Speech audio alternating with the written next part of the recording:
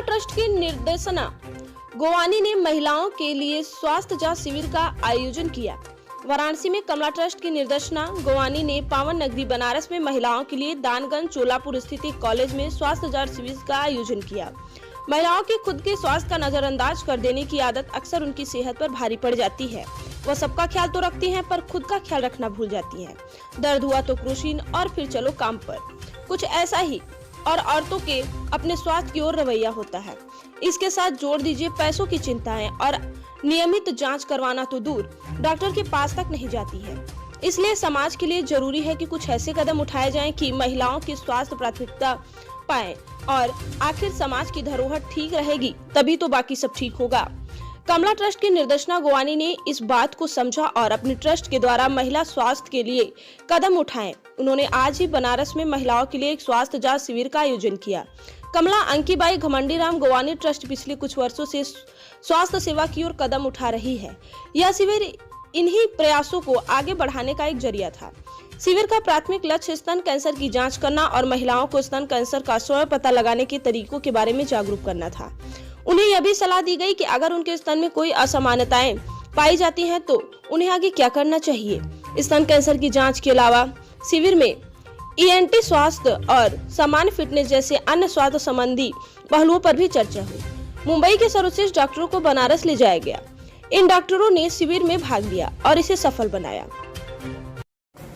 मैं मुंबई से आ चुका हूँ। मैं कैंसर सर्जन हूँ। तो अभी हम लोग का मेन उद्देश्य ये कैंप था कि नॉर्मल अभी 100 में से ऑलमोस्ट 15 से 20 लोगों में कैंसर पाया जाता है। ये अभी जनरल स्टैटिस्टिक्स है अभी के। तो वो हिसाब से अगर कैंसर जल्दी डिटेक्ट हुआ तो 3 तरफ से हम लोग को बेनिफिट मिलता है। पहला तरफ ये है कि जो ट्रीटमेंट होता है वो क्यूरेटिव होता है, यानी पेशेंट अच्छा हो सकता है और अगले 20-30 साल को उसको कोई प्रॉब्लम नहीं आएगा। दूसरा ये है कि पेशेंट का जो ट्रीटमेंट रहेगा वो कम रहेगा।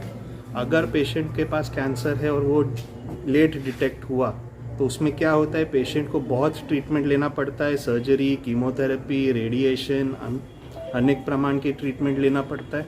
अगर वो जल्दी डिटेक्ट हो जाता है तो क्या होता है कि सिर्फ सर्जरी या सिर्फ कीमोथेरेपी से पेशेंट का काम ये हो सकता है। तीसरी बात ये है कि कॉस्ट ऑफ ट्रीटमेंट भी काफ़ी कम होता है। अगर फॉर एग्जांपल आप मुंबई चलेंगे और किसी का एडवांस कैंसर हो तो उनके ट्रीटमेंट में लगभग कॉस्ट 10 से 15 लाख तक जाता है। सेम जल्दी कैंसर डिटेक्ट हो जाए तो वही ट्रीटमेंट 1 लाख से कम खर्च में भी हो सकता है। तो वही 3 उद्देश्य से मनुष्य को ये बेनिफिट मिल सकता है। इसीलिए हम लोग ये सब कैंप्स करते हैं।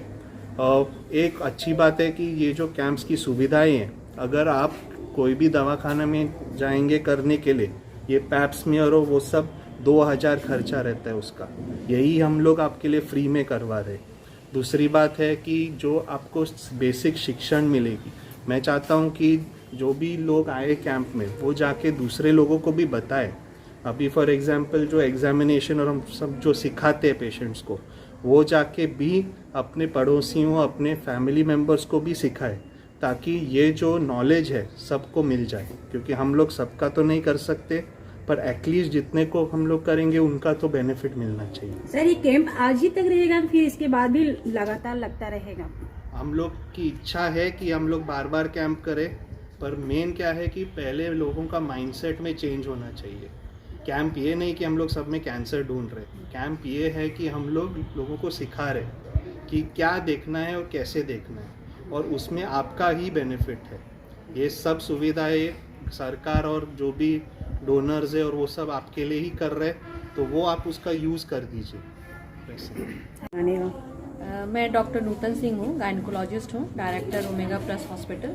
हम लोग यहाँ आए हैं कैंसर स्क्रीनिंग के लिए, महिलाओं में कैंसर स्क्रीनिंग के लिए। और ये जगह उनके लिए बहुत, जो हमें टारगेट ग्रुप है यहाँ पे, जो लो सोशियो इकोनॉमिक स्टेटस है, जिनकी हाइजीन उतनी बराबर नहीं होती, जिनमें uterus, cervix, cervical cancer, uterine cancer के चांसेस ज़्यादा होते हैं because of poor hygiene, मल्टीपैरिटी।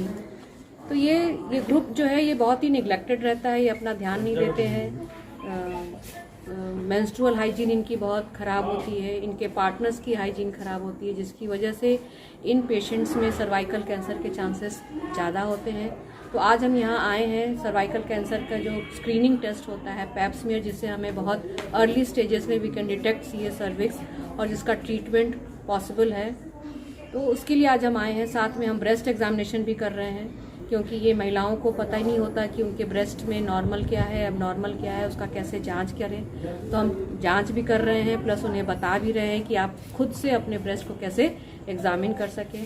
Plus doctor साहब भी हैं जो ओरल कैंसर के बारे में देख रहे हैं, क्योंकि यहाँ की महिलाएं तम्बाकू ये सब ज़्यादा खाती हैं। और सर जो है जो जनरल वेलबींग, उनका हीमोग्लोबिन, उनका हेल्थ स्टेटस सब देख रहे हैं। Over to you doctor. अब तक कितने महिला और उनकी जांच में अगर कोई ऐसी बीमारी निकल जाए तो उनका इलाज कैसे होगा? क्या फ्री में होगा या क्या होगा उनके आगे? हमारी जैसी जांच रिपोर्ट आती है, डॉक्टर साहब कितना टाइम लग रहा है हमारा? 10 दिन लगेगा।